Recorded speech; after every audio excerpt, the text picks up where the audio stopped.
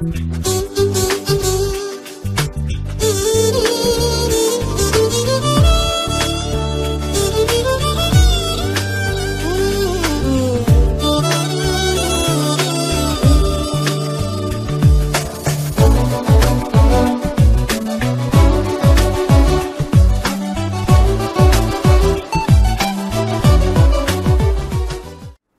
యేసుక్రీస్తు నామంలో Kranti TV channel ప్రేక్షకులందరికీ మా హృదయపూర్వక వందనాలు.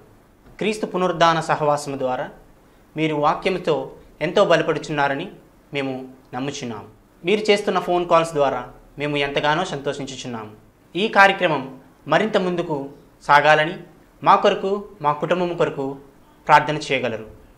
ఇప్పుడు మా తండ్రి గారు బ్రదర్ ఎం శ్యామ్ గారు వాక్యాన్ని అందించెదరు. మీ అందరికీ మా హృదయపూర్వక వందనం. దేవునికి స్తోత్రం. మీ అందరికీ వందనాలు. మరొకసారి ఈ యొక్క ఎపిసోడ్లోకి దేవుడు మనకు అనుగ్రహించిన ఈ కృపను బట్టి మీకు వందనాలు చెల్లిస్తున్నాను. అలాగే దేవుని కూడా నేను వేలాది వందనాలు చెల్లిస్తున్నాను, కృతజ్ఞతలు చెల్లిస్తున్నాను. దేవుని బిడ్డలారా, మరి దేవుని జనమా, మీరంతా అనుదినము దేవుని వాక్యం ధ్యానిస్తున్నారు కదా. మనం ఆదికాండం మొదటి నుంచి కూడా దేవుని వాక్యాన్ని మనం ధ్యానించినట్లయితే మనకి వాక్యం ఎంతో చక్కగా అర్థమవుతుంది. నేను కొన్ని ప్రశ్నలతో మీతో నేను మాట్లాడుతున్నాను. ఒక చిన్న ప్రశ్న వేస్తాను, మళ్ళీ వెంటనే దానికి కూడా నేను జవాబు చెప్పడానికి ప్రయత్నం చేస్తాను. దేవుని బిడ్డలారా, క్రైస్తవులారా, ఈ నెలలో అనగా అక్టోబర్ నెలలో, ఇది ఇంగ్లీష్ లెక్కల ప్రకారంగా అక్టోబర్ నెల, ఈ నెలలోనే ఎందుకు అనేక మంది దేవుని సేవకులు ఉపవాస కూడుకులు పెడతారు అన్నది చాలామంది ఏమంటారంటే 7వ నెలలో, 10వ నెలలో, 5వ నెలలో యోధా ఇంటి వారికి ఉత్సాహం చేయడి అని అంటారు. కనుక మనం చదివేదేమో హెబ్రీ బైబిలు, గ్రీకు కూడా ఇవన్నీ కలిపితే ఇది పాత నిబంధనలో ఆ ఇశ్రాయేల్కి సంబంధించినటువంటి ఆ నెలలు గూర్చి రాయబడి ఉంటాయి. అయితే మనం ఏం చేస్తాం, ఇంగ్లీష్ నెలలో ఉండి మనం ఈ నెలలకి ఆ నెలలకి మనం మార్చి మాట్లాడతాం. అలాగ మాట్లాడకుండా మనం ఈ పరిశుద్ధ గ్రంథం చదువుతున్నాం కనుక ఒక సున్నాయినను ఒక పొల్లైనను తీయడానికి లేదు, కలపడానికి లేదు. కనుక దీనిని మనం ఏ విధంగా ఉందో ఆ విధంగానే మనం ధ్యానించడానికి మనం ప్రయత్నం చేయాలి. అసలు ఈ సంవత్సరము అలాగే ప్రతి సంఘంలో కూడా ఒకరోజు ఉంటుంది ఒక్కొక్కరికి.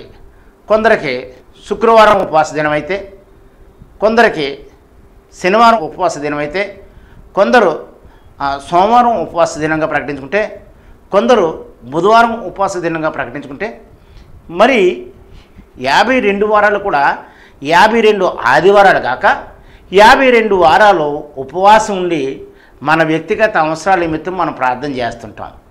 మన వ్యక్తిగత అవసరాల గురించి అనగా ఇళ్ళు అవ్వచ్చు, లేకపోతే పెండ్లు అవ్వచ్చు, స్థలం అవ్వచ్చు, ఉద్యోగం అవ్వచ్చు, ఏదైనా మన అవసరాలు, శ్రమలో ఉన్న వాళ్ళకి శ్రమ నుంచి తప్పించమని, మరి ఈ విధంగా అనేక రకాల అవసరాలు, మన సొంత అవసరాల గురించి మనము మరి ఆదివారం మందిరానికి వెళ్ళినప్పటికీ కూడా ఒక్కొక్క సంఘం వారు లేకపోతే ఒక్కొక్క సంస్థ వారు ఒక్కొక్క దినాన్ని వారికి అనుకూల సమయాన్ని చూసుకుని ఒక్కొక్క ఉపవాస దినాన్ని మనం 52 వారాలు కూడా మనం ప్రకటిస్తాం. ఈ 52 వారాలు ప్రతి ఒక్కరు కూడా వ్యక్తిగతమైన అవసరాల కొరకు ప్రార్థన చేస్తున్నాం కదా. మరి ఈ యొక్క అక్టోబర్ నెలలో ఎందు నిమిత్తము ఈ ఉపవాస దినాలు ఉండాలి? మరి 52 వారాలు మనం వ్యక్తిగతంగా చేస్తాం కదా. మరి ఈ అక్టోబర్లో ఈ నెలలో ఎందు నిమిత్తమునో ఈ నెలలో ప్రత్యేకంగా ఉపవాసం ఉండి ప్రార్థించాలి? ఒకవేళ మనం ఎవరినైనా అడిగామనుకో, ఒక యవనొస్తుంది, అయ్యా నువ్వు అక్టోబర్ నెలలో ఎందుకు మరి ఈ 3 దినాలు నువ్వు కూడుకులు ఏర్పాటు చేస్తున్నావంటే మా అయ్యగారు చెప్పారండి. మీ అయ్యగారికి ఎవరు చెప్పారంటే మళ్ళీ ఆ అయ్యగారు పెట్టారండి. ఆ అయ్యగారికి ఎవరు చెప్పారంటే ఆ అయ్యగారు చెప్పారు. అంటే అయ్యగారు చెప్తేనే చెప్తారు. కానీ బైబిల్లో మరి యొక్క దినానికి ఉన్నటువంటి ప్రాముఖ్యత అనేక మంది గమనించటం లేదని నేను చాలా చోట్ల నేను గుర్తించడం జరిగింది దేవుని వాక్యాన్ని బట్టి. కనుక ఇక్కడ మనము ఈ దినాలలో మనం చేయాలి అనే ప్రాముఖ్యమైన విషయానికి మనం వెళ్ళినట్లయితే ఈ దినాలలో మరి దీనిని సాధారణంగా మరి ఇశ్రాయేలు ప్రజలు ఐగుప్తులోంచి బయలుదేరినప్పుడు అండి, అంటే బైబిల్లోనికి నెమ్మదిగా మనం వెళ్దాం. మొట్టమొదటిగా దేవుడైన యెహోవా 7వ దినానికి చాలా ప్రాముఖ్యత ఇచ్చారండి. ఆయన ఏమిటంటే 6 దినాలు కూడా ఆయన ఆదికాండం 1వ అధ్యాయం మొదటి నుంచి మనం కొన్ని వచనాలు చూసినట్లయితే, మరి మొదటి దినమున చీకటిని వెలుగును వేరుపరిచెను, అది ఒక దినమాయను. 2వ దినమున జలములకు జలములకు మధ్య విశాలమును ఏర్పాటు చేసెను, అది 2వ దినమాయను. 3వ దినమున తమ తమ జాతుల ప్రకారముగా తమలో ఫలమిచ్చు ప్రతి చెట్టు కూడా మొలువుగాక అని ఆజ్ఞాపించెను. 4వ దినమున ఆయన పగటి నేరుడుకు సూర్యుడును రాత్రి నేరుడుకు చంద్రును కలుగునుగాక అనగా ఆకాశం అందవి, అలాగే కాలములు సమయమును తెలియజేయడానికి నక్షత్రమును కలుగునుగాక అని పలకగా ఆ విధముగా అయ్యను.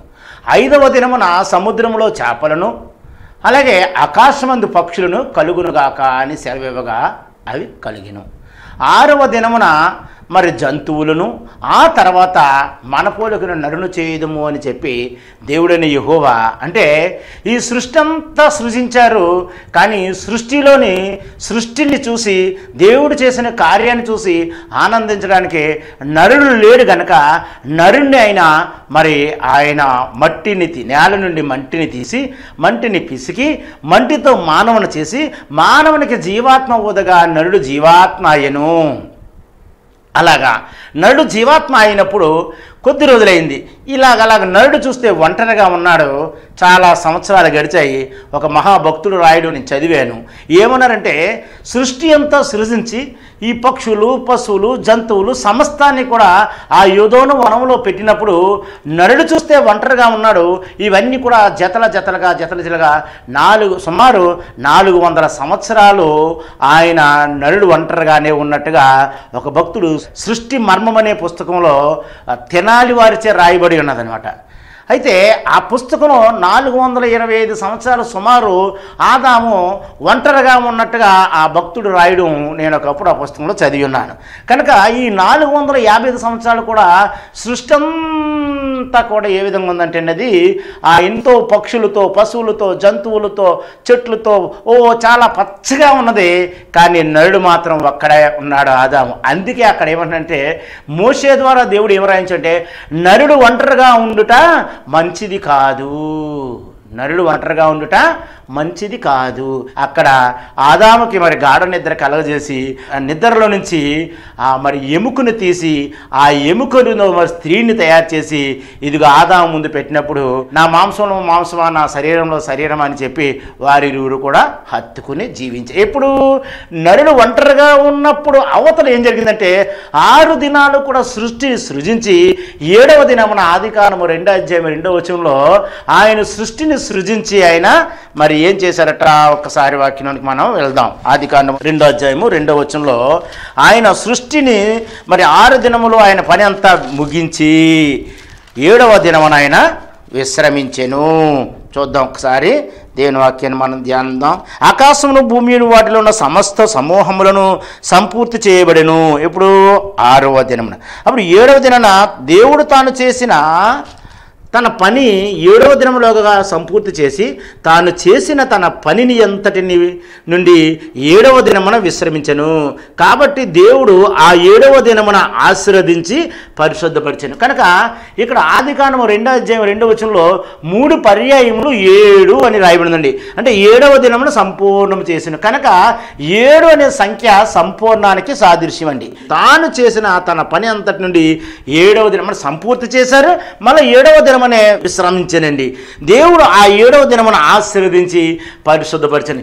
ఈ ఒక్క వచనము చెప్పాలంటే కొన్ని వారాలు పడుతుందండి, ఎన్నో వారాలు పడుతుంది. ఎందుకంటే 7 అనే సంఖ్య మీద మనం చూసుకున్నట్లయితే నిజంగా చెప్పాలంటే ఈ 6 దినాలు కూడా ఈ సృష్టి అంతా కూడా 7 అనే సంఖ్య మీద ఆధారపడి ఉన్నదండి. ఇప్పుడు 6 దినాలు దేవుడైన యెహోవా సృష్టిని ఏ విధంగా చేశారు, అలాగే దానిని మరి ఒక్కొక్క దినాన్ని ఒక్కొక్క 1000 సంవత్సరాలుగాను మరి అది విభజించబడిందండి. ఎలాగంటే ఆదాము మొదలుకొని నోవాహు జలప్రలయం వరకు లేక అబ్రహాము వరకు కూడా 2000 సంవత్సరాలు అవుతుందండి. మరలా అబ్రహాము మొదలుకొని యేసుప్రభు వారి వరకు అదొక 2000 సంవత్సరాలు అవుతుంది. యేసుప్రభు వారు మరణించి తిరిగి లేచిన తర్వాత ఆయన మధ్యాకాశం వెలుడి అదొక 2 సంవత్సరాలు అండి. అంటే ఈ యొక్క 2 సంవత్సరాలు మొత్తం 6000 సంవత్సరాలు అవుతుందండి. 6 దినాలకి 6000 సంవత్సరాలు అవుతుంది.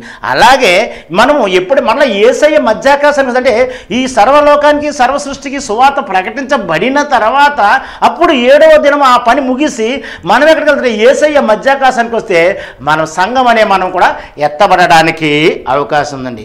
సంఘము ఎత్తబడిన తర్వాత ఈ 1000 ఏండ్ల పరిపాలనలోనికి రావడమే అదే విశ్రాంతి దినం అనమాట. అంటే ఆదాము కోల్పోయినటువంటి ఆ మహిమ వస్త్రమును ధరించుకోవడానికి యేసు ప్రభు ద్వారా ఆయన మధ్యాకాశానికి వస్తే ఆయన ద్వారా మనం ఈ లోకానికి 1000 ఏండ్ల పరిపాలనకు వచ్చిన తర్వాత అప్పుడు మనం ఏం చేస్తామంటే విశ్రాంతిలో ఉంటాం. ఎవరైనా యేసు యందు విశ్వసిస్తే వారు ఎత్తబడినప్పుడు వండ అవసరం లేదు, బట్టలు ఉతక అవసరం లేదు, ఏమిటి రోగములు ఉండవు. ఇక ఏమిటి, ఎందుకంటే దానికి సాదృశ్యము ఆదాముని ఏ విధముగా అయితే మహిమ శరీరంతో ఉన్నప్పుడు రోగములు, బాధలు, వ్యాధులు ఏమైతే లేవో అలాగే యేసయ్యనందు విశ్వసించిన వారికి ఎటువంటి రోగం ఉండదండి. ఆనాడు వారు ఆ యొక్క ఆ జీవవృక్ష ఫలమును మరి ఈ చెట్ల పండు అన్ని తినగాని ఈ పండు తినొద్దని ఎప్పుడైతే చెప్పారో అలాగే ఇప్పుడు ఈ రోజుల్లో ఇక్కడ ఏమవుతుందంటే 1000 ఏండ్ల పరిపాలనలో ఏదైతే ఆదాము ద్వారా పొందో అది మరలా పొందుకోవడానికి మనుషుడికి యేసయ్యే మార్గం, ఆయనే మధ్యనున్నారు. కనుక ఆ యొక్క సంపూర్ణం అవడానికి మరి ఇక్కడ దేవుడైన యెహోవా ఏం చెప్పి ఆదికాండం 2వ అధ్యాయంలోనే ఆయన పని 7వ దినం సంపూర్తి చేశాను, విశ్రమించను. నిజంగా మనందరికీ విశ్రాంతి కావాలంటే అందుకే అన్నాడు, ప్రయాసపడి భారమ సంవత్సరం మీ నా యొద్దకు రండి, నేను మీకు విశ్రాంతిని కలుగు చేసి. విశ్రాంతి అంటే ఈ రోజులో ఈ లోకంలో ఉన్నది మనకు శ్రమ, ఒకటి పోతే ఒకటి, రోగం పోతే ఇంకోటి అనేక ఇబ్బందులు ఇరుకుతూ ఉంటాం. కనుక మత్తయి సువార్త 5వ అధ్యాయంలో యేసు ప్రభువు చెప్పే సువార్త అంటే ఆత్మ విషయమై దీనులైన వారు ధన్యులు, పరలోక రాజ్యము వారిది. దేని వరకు చెప్తున్నారైనా ఆ విశ్రాంతి పొందబోయే 1000 ఏండ్ల పరిపాలన కొరకు, ఆ 1000 ఏండ్ల పరిపాలనలో మనం ఉన్నప్పుడు అక్కడ భూములకి ట్యాక్స్ కట్టవసరం లేదు. ఇగో దుఃఖపడి వారు ధన్యులు, వారు వాదార్చబడతారు.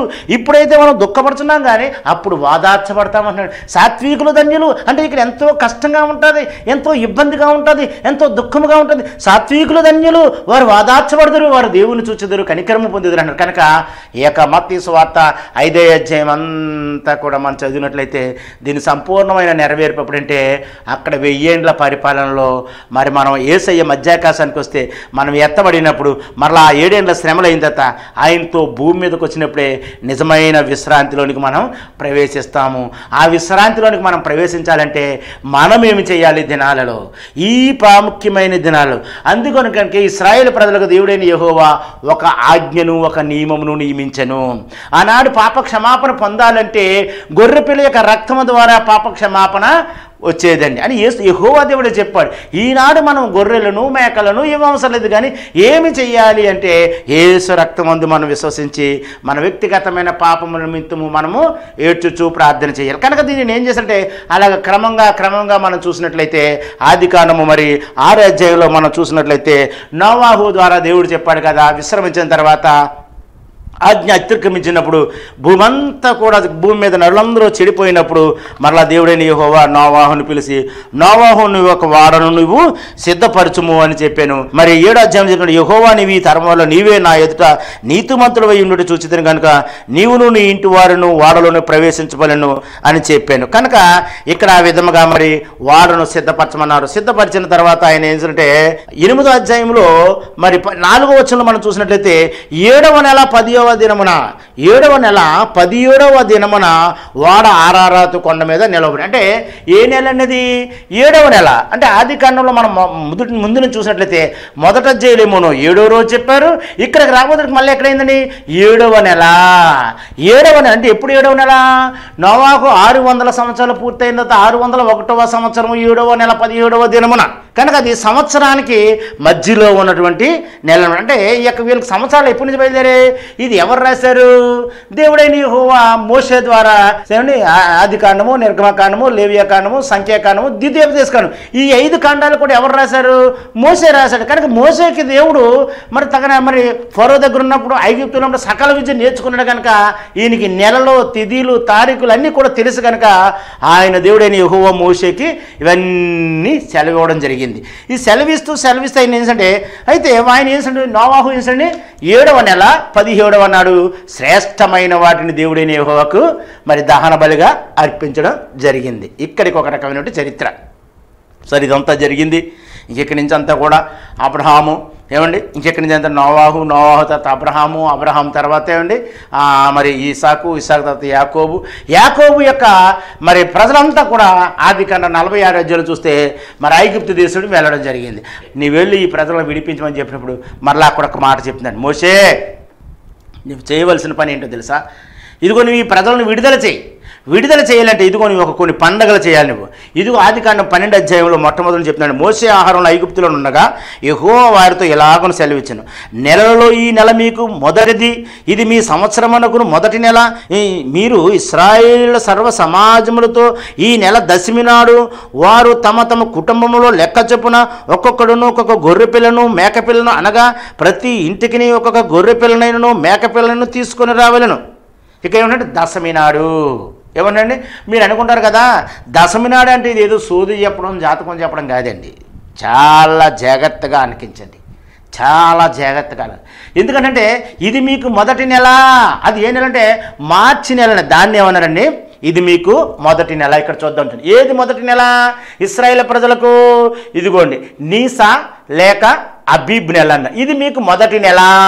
ఈ మొదటి నెల ఇశ్రాయేలు ప్రజలకు ఏమన్నారు, మీరు ఈ మొదటి నెలలో మీరు దశమి నాడు మీ మేకలలో గొర్రెల్లోని ఒకదాన్ని ప్రత్యేకపరచండి అన్నాడు. అంటే ఈ అబీబ్ నెల, అబీబ్ నెల నీసా మాసం లేక అబీబ్ నెల. ఈ అబీబ్ నెలనే మరి హెబ్రీ నెలల పేర్లు చూస్తే నీసా లేక అబీబ్ అని. అంటే అదే మనం ఇంగ్లీష్ లెక్కల్లో చూసినట్లయితే మార్చి ఏప్రిల్ నెల అన్నాం.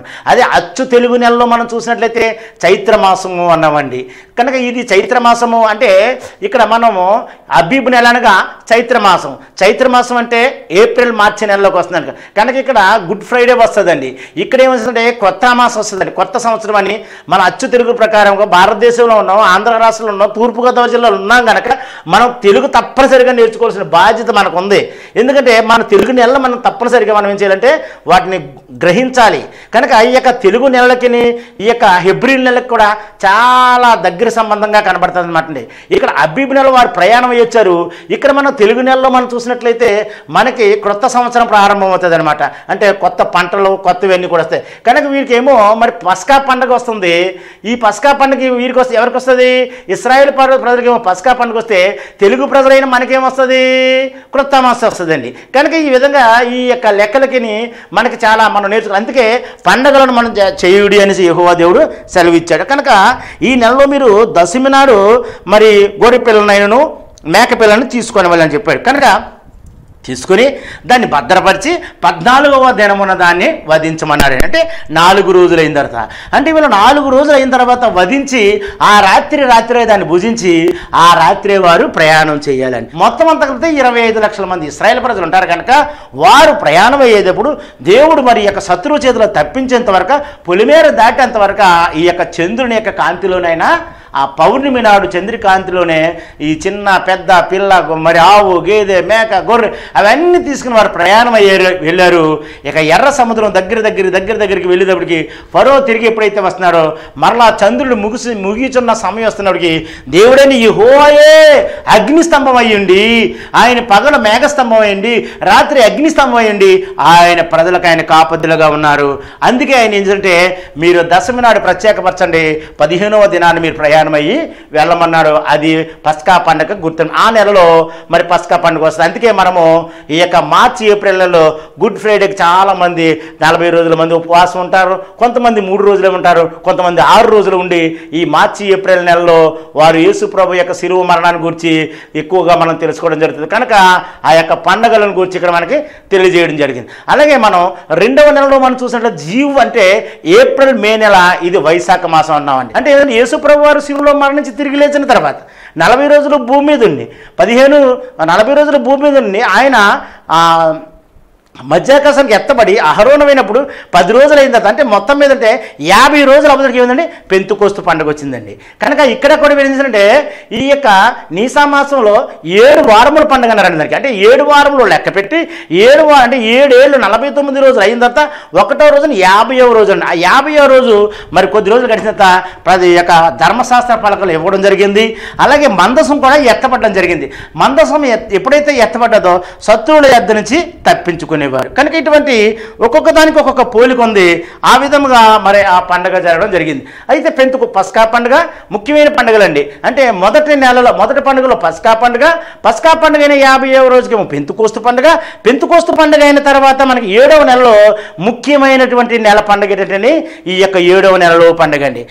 ఈ 7వ నెలలో ఏతని మాసం లేక త్రిసా అంటే సెప్టెంబర్ అక్టోబర్ నెలలో ఆశ్వీజ మాసం అనగా ఈ నెలల యొక్క ప్రాధాన్యత ఏంటంటే ఈ నెలలో చేయవలసిన పని ఇశ్రాయేలు ప్రజలకు దేవుడైన యెహోవా ఏమని సెలవిచ్చారంటే మనం లేవియాకాండం కొద్ది మాటలు చూద్దాం. ఒకసారి 16వ అధ్యాయం నుంచి మనం కొన్ని మాటలు లేవియాకాండంలో చూద్దాం. 16వ అధ్యాయము 29వ వచనం ఏముంది ఇక్కడ అంటే ఈ నెలలో చేయవలసిన ప్రాముఖ్యమైన విషయం ఏంటంటే ఈ నెలలో బంగారు భాగ్యములు, ఇల్లు, బండి, పెళ్లి వీటి కొరకు కాదు కానీ ఇశ్రాయేలు ప్రజలకు సెలవిస్తున్నట్టు ఇగో ఇశ్రాయేలు ప్రజలారా మీరు స్థిర నివాసం ఏర్పరచుకున్న తర్వాత మీరు వెళ్ళి స్థిరపడినప్పుడు మీరు చేయవలసిన పని విధులు ఇవి అని తెలియజేసి ఆయన ఏం చెప్తున్నారంటే లేవియాకాండము 16:29లో ఇది మీకు నిత్యమైన కట్టడ, స్వదేశులు కానీ మీ మధ్య నుండి పరదేశులు కానీ మీరందరూ 7వ నెల 10వ నాడు ఏ పని అయినను చేయక మీరు దుఃఖించుకొనవలెను. అంటే ఏడేనండి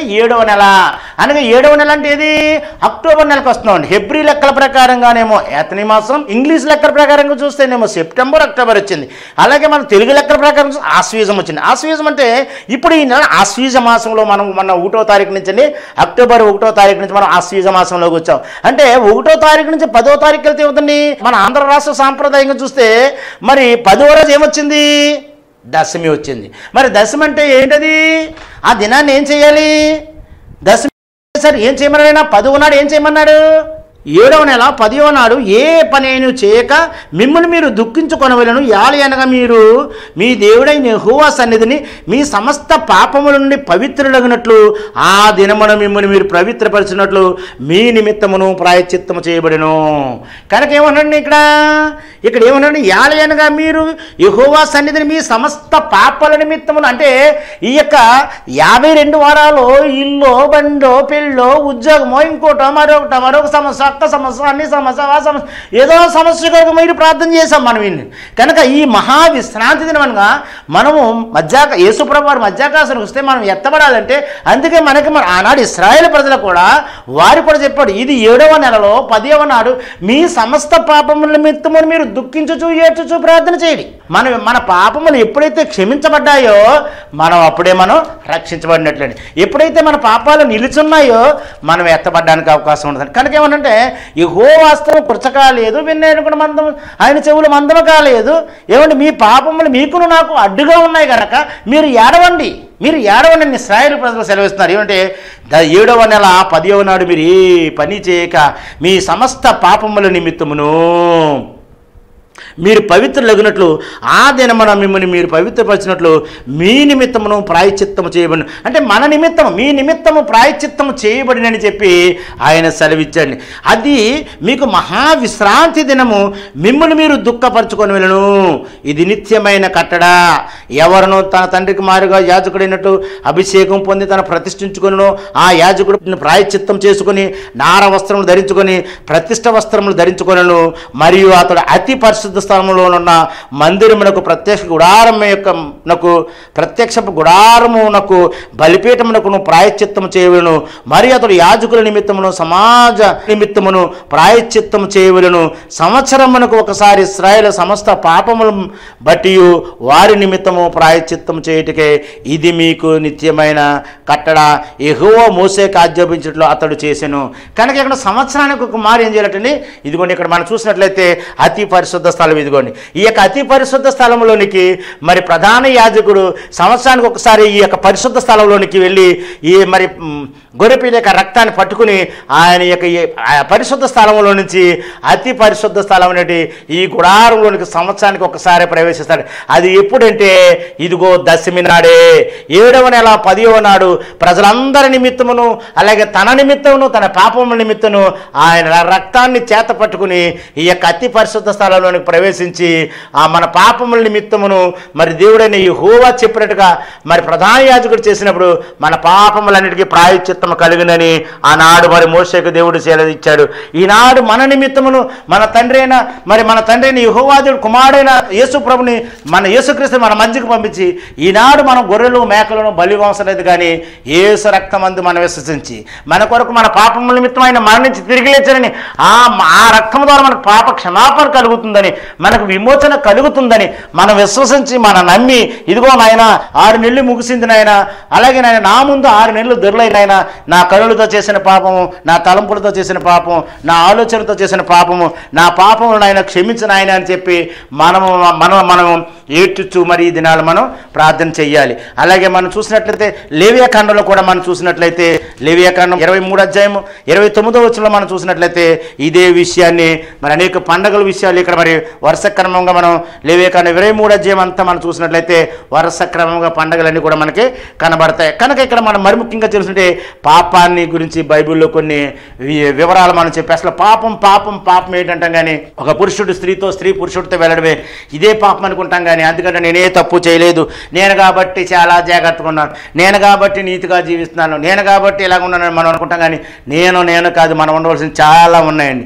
శరీర సంబంధమైన పాపాలు, శరీర సంబంధమైన క్రియలు మనం చేయకపోవచ్చు కానీ మరి నోటితో మనం అనేకమైనటువంటి విషయాలు ఎలా ఉండాలో కొన్ని విషయాలు మనం నేర్చుకుందాం.